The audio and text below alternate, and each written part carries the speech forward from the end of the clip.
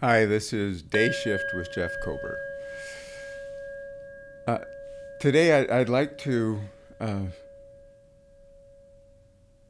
reference James Hollis, who's a Jungian. His book, Swamplands of the Soul, was really important for me back in my 40s when uh, life looked even harder than it was looking in my 30s. And I heard him speak on the Huberman Lab podcast last week, and he said some really brilliant things. He said, there is a bliss of aliveness that includes pain.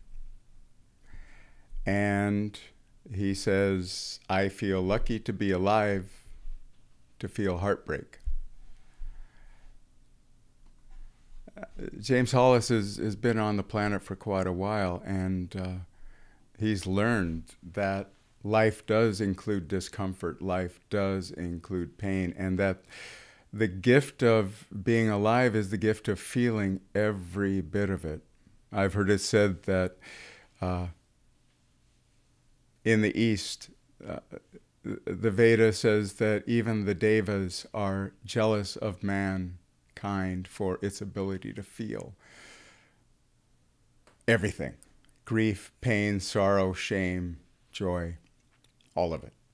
The way that Hollis is able to start his day like that and move through his day like that is described in another thing he said in the same podcast, which is, I've often said to people, this is not about curing you because you're not a disease. This is about making your life more interesting, where you realize every morning you get up, you have something profound to address today. Why am I here, and in service to what? Because if you don't ask that question, you're going to be in service to your adaptive postures from childhood. That is such a perfect descriptor of me anytime I'm having a problem. I don't go to a new set of coping skills. I go to the same coping skills I learned when I was 4 years old. And just imagine being 4 years old. You're helpless. You're a victim of everyone and everything. They can do anything to you they want, and you can't stop it. And you need to please them in order to get food, in order not to be thrown out of the house.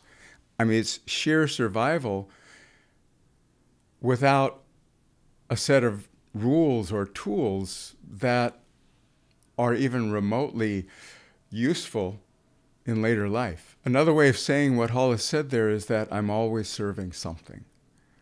And it's important for me to ask myself what that is. The way I say it is, if that I don't choose to be of service in the world, I will then step out into the world being of service to the ego.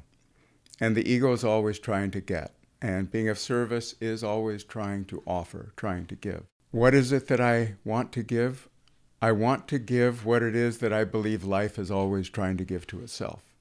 And what life is always trying to give to itself, what consciousness is always offering to itself, is a way to be more uplifted, a way to be more hopeful, a way to expand into more and more of the truth of what we are, and offer this truth to everyone we see, everyone we meet, everyone we come into contact with, and to offer this truth to ourselves by offering it to the world. And to my dog who just came into the room. I'm always in service to something. What I want to be in service to is that thing that's actually happening here, that movement in the world of life loving itself and uplifting itself and offering to itself. And I can do that simply by saying, the truth of me is not my neediness, the truth of me is my ability to be of service. How can I be of service here? And then discover what that is in this next situation. Thanks for listening. Have a beautiful day.